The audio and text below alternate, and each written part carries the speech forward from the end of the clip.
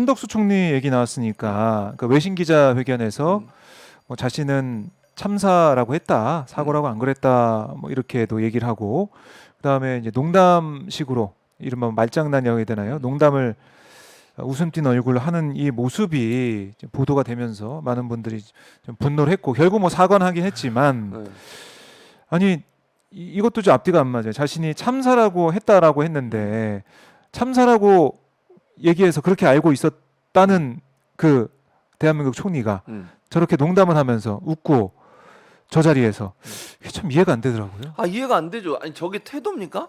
아니, 생각을 해보세요. 총리는 지금 정부를 대표해서 인터뷰를 하고 있는 거예요. 그것도 외국 언론하고. 네. 이런 참사가 나서 외국 언론도 너무 황당해가지고 어떻게 이 국력으로 보면 우리나라가 10위권 안에 들어있다 하잖아요. 경제력으로 보면 그런 나라에서는 후진적인 일이 일어날 수 있는가? 상상할 수도 없는 일이잖아요. 온 세계 언론들이 다 보도하고 있어. 그래서 그분들도 화가 나서 그분들도 이해가 안 돼서 질문을 하고 있는데 그 실실 웃음이 나옵니까 거기서? 아니, 그리고 거기서 농담을 할 수 있는 분위기냐고요. 아니, 저런 모습을 보고 외국 언론들이 어떻게 생각하겠어요? 저 총리는 대체 이 사안의 중대성을 이해는 하고 있는 걸까?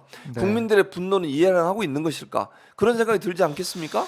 국민들이 분노했다는 걸 이해한다면 저렇게 얘기할 수 없다고 저는 봐요. 저런 태도로 보일 수가 없는 거지. 네. 또 희생자 가족들의 아픔을 생각한다면 국정을 맡고 있는 한 축인 총리로서 어떻게 웃음이 나오고 거기서 농담을 할 수 있냐고요. 저기 분위기가 농담할 분위기예요 지금? 난 이해를 못하겠어. 저런 태도가 정부의 책임에 대해서 제대로 통촉하고 있다면, 정말 정부의 책임에 대해서 제대로 인식하고 있다면 저런 태도가 나올 수 없다는 거예요. 그럼 반대로 얘기하면 저런 태도가 나온다는 건 정부의 책임에 대해서 별로 그렇게 심각하게 생각하지 않는 게 아닌가. 이런 유추적 해석이 가능해진다는 거죠. 네.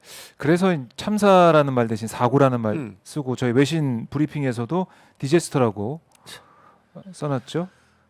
네.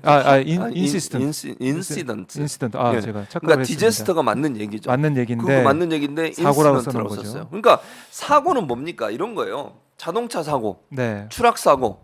이건 일정 부분 어느 한 측의 어떤 부주의 이런 부분이 포함된 게 사고라는 개념이에요. 그렇죠? 자동차도 마찬가지예요. 뭐 졸음운전을 네. 하든 아니면 어떤 문제가 생겨가지고 어느 한쪽에서 뭐 문제가 발생 다른 쪽에 사고가 난 거잖아요. 네. 근데 이 자동차 사고 또는 추락 사고도 본인이 발을 헛디뎠다든지 이런 거예요. 그럼 사고라고 얘기하는 것의 개념에는 뭐가 들어가 있냐면요. 책임이 너한테 있다예요. 그래서 사고에 대해서는 정부가 보상을 안 하는 거예요. 네. 개인이 하잖아요. 자동차 보험을 하든 자기가 돈을 내고 그렇죠. 자기가 하든지. 국가에서 배상. 그렇죠. 자동차 사고 나는데 국가에서 배상해 달라고 그래 안 하잖아요. 네. 희생은 뭐예요? 희생. 내 잘못이 없는데 어떤 결과가 나온 거예요. 그걸 희생이라고 하는 거예요. 네. 그러면 세월호도 마찬가지고 이번에 이제 이태원 참사도 마찬가지고 그 참사의 현장에 있었던 사람은 아무런 잘못이 없어.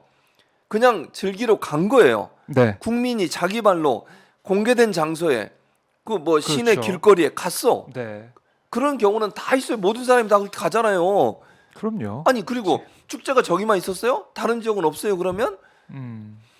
그 장소에 가서 자기는 즐기러 갔는데 정부가 안전 관리를 제대로 하지 못해서 그래서 안타깝게 죽음을 맞이했어요. 그게 희생인 거지. 네. 자기 잘못이 없는데 죽음이라고 하는 가장 최악의 상태에 고통을 당했어요.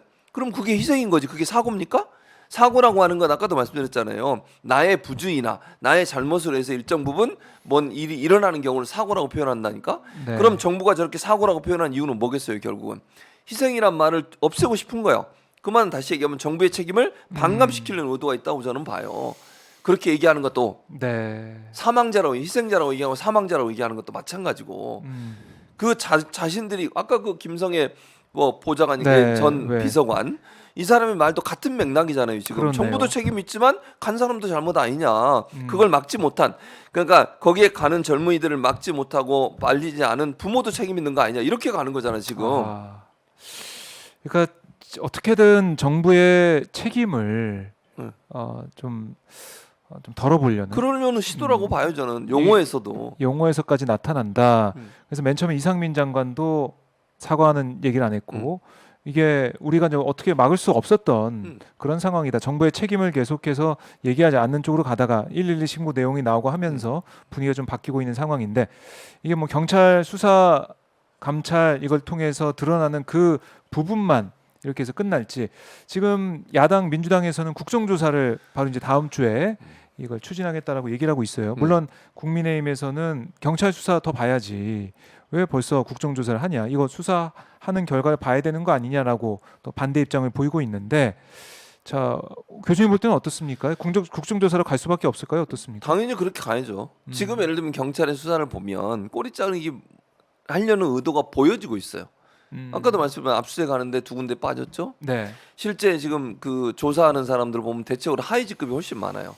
경찰청장을 감찰, 네. 조사했습니까? 아니면 그 행안부 국장들이나 행안부의 고위 관리들을 조사했습니까? 안 했잖아요 지금까지. 네. 밑에 있는 현장에 있는 112 전화 받은 사람, 이런 사람들, 현장에 있었던 사람, 이런 사람들을 참고인으로 불러서 조사하고 있어요 지금. 이 정도 하다가 이게 제대로 보고가 안 됐다는 선에서 끊지 않을까 하는 우려가 된다는 거예요. 지금 현재 그러면 예를 들어서 뭐 행안부 장관을 경질을 한다거나 경찰청장을 경질한다, 이런 태도가 전혀 안 보이고 있어요. 네. 대통령은 오히려 행안부 장관을 더 신뢰하는 듯한 태도를 보여. 그 예를 들면 아까 조문하는데 두 번이나 데리고 가고 논란이 되니까 이번에 오늘 안 갔다며요. 네. 그런 태도를 봤을 때 과연 공정한 수사가 이루어질까? 경찰을 관리 감독하는 경찰국장을 행안부 내에 만들어 놓고, 그 자리 만들었잖아요. 김순호 전 국장, 그렇죠. 논란이 되는 사람이잖아요. 그 사람 앉혀놓고 그 사람이 경찰을 어쨌든 경찰과 행안부 사이에서 어떤 역할을 하는 거잖아요. 일정 부분에. 네. 그런 상황에서 행안부가 원한다고 하면 이 사건의 문제점을 밑에 있는 하위 직급의 사람들의 책임으로 돌리고 자기들은 그냥 넘어가려고 하는 시도가 있을 수 있다는 거예요. 네. 그런 우려가 충분히 보이는 거잖아요. 그렇게 된다고 하면 경찰 수사를 믿을 수 있겠어요? 반대로 그러면 검찰이 하면 괜찮아요. 뭐 요즘 또 한동훈 장관은 검수한박이라는 얘기를 또 꺼내던데, 말도 안 되는 소리를 해서 내가 그 얘기는 더 이상 안 하겠는데, 네. 한동훈 장관이 법무부 장관을 했고 그 밑에 검찰들이 그럼 수사하면 제대로 하겠어요? 그것도 의문이에요. 저는 그렇게 생각해요. 예를 들어서 대통령이 검찰총장 출신이세요. 자기의 측근인 한동훈 검사 출신이 네. 법무부 장관을 하고 있어. 거기서 수사한들 제대로 수사하겠습니까? 그러면 어디서 해야 돼? 그렇네요. 국민의 대표 기관인 국회에서 해야지. 그리고 국민의 대표 기관은 국회에서 국정조사를 하면 일반 수사와 다른 점이 있어요. 어떤 건가요? 어떤 건지 아세요? 네. 청문회를 할 수 있어요. 아하. 국정조사를 하면 청문회를 열게 돼 있고, 그렇죠. 청문회는 그대로 보도가 됩니다. 방송에 생중계로. 국정농단 때 우리가 봤었죠. 그렇죠, 네. 봤죠. 네. 그럼 여당 의원도 있지만 야당 의원들도 있어요. 네. 야당 의원들은 국민의 편에서 질문할 거 아닙니까? 여당 의원들이라면 어떻게 할지 모르겠지만, 그리고 증인으로 나온 사람들도 이제는 여야가 합의해서 불러야 돼. 네. 그럼 피해자 측이라든지 아니면 정부의 책임에 대해서 문제를 안고 있는 분들도 나오실 거 아니에요. 그렇죠. 또 뭐 공익 제보도 할 수 있다고 저는 봐요. 네. 이런 상황이라고 하면 그런 분들이 나와서 생생하게 언론을 통해서 있는 그대로 얘기할 수 있는 기회가 돼. 근데 검찰과 경찰 수사해 보세요. 자기들만 불러서 해. 우리가 알 수가 없죠. 알 수가 없어요. 어떤 네. 수사가 어떤 증언을 했는지, 뭐 이런 진술서나 이런 데 안 쓰면 모르잖아요. 네. 마지막 조사하고 나서 조사 결과 마지막 결과 보고서에 그냥 빼버리면 모르잖아 우리가. 그렇죠. 그러니까 이걸 명명백백하게 밝히기 위해서는 국정조사를 하고 청문회 열어서 국민들이 똑똑히 보는 앞에서 의견 듣고 야당 의원도 질의할 수 있는 기회를 줘야 돼요. 일방적으로 정부가 운영하는 기관, 예를 들면 그 검찰이든 경찰이든 여기서 수사를 하면 네. 제대로 수사가 되겠냐고. 그러니까 국정조사는 꼭 해야 된다. 당연히 이런 해야죠. 말씀이신데. 국민의 대의기관인 국회가 하는 게 뭐가 잘못됐어요? 네. 그게 공정하지. 이해 충돌도 없고.